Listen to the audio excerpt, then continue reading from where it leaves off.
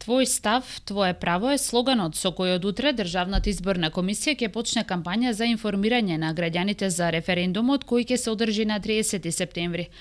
Од комисијата појаснуваа дека ќе емитуваат 3 видеозаписи, едниот дел ќе биде од информативен карактер, а другиот ќе се однесува на едукација на гласачите за нивното гласачко право. Председателот на комисијата Оливер Дерковски посочи дека со оваа кампања се обиделе на најдобар можен начин да бидат неутрални и да не заземаат страна во однос на предстојниот референдум. Членовите на комисијата го усвоија опатството за важечки и неважечки ливчиња на референдумот. За важечко ливче ќе се смета она ливче на кое, како што рече членот на Државната изборна комисија Елизабета Постоловска, ќе се заокружи за или против со сино пенкало, а со штиклирање и ставање X ливчето ќе биде неважечко. Според податоците на ДИК, помалку од 10 гласачи има во 81 избирачко место во 27 општински изборни комисии. Во овие избирачки места нема да се спроведе гласање за референдумот, но овие граѓани ќе бидат упатени да се изјаснат во најблиското избирачко место, не помалку од 3 километри од неговото населено место.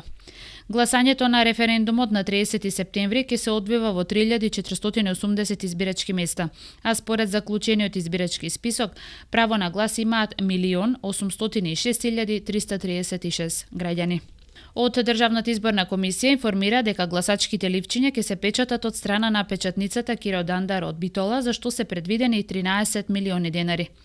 Дерковски посочи дека се работи за голема заштеда и дека сумата е намалена значително во споредба со претходните изборни циклуси. Тој како пример ги посочи изборите во 2017 година, кога биле издвоени 28 милиони денари, и во 2016 година, кога биле издвоени 48 милиони денари за печатење на гласачките ливчиња.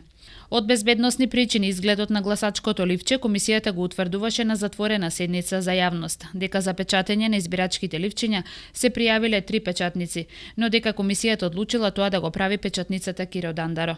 Се водело сметка заштитата на гласачките ливчиња да биде на највисоко можно ниво, за да се избегнат сите евентуални шпекулации. ДИК на денешната седница исто така усвои упатство за гласање на референдумот, кое, како што информира членовите, ќе стане исто така дел од прирачникот за едукација на избирачките одбори, а за таа цел ќе биде изготвен и видеоматеријал. Едукацијата на избирачките одбори ќе се одвива во понеделник и во вторник.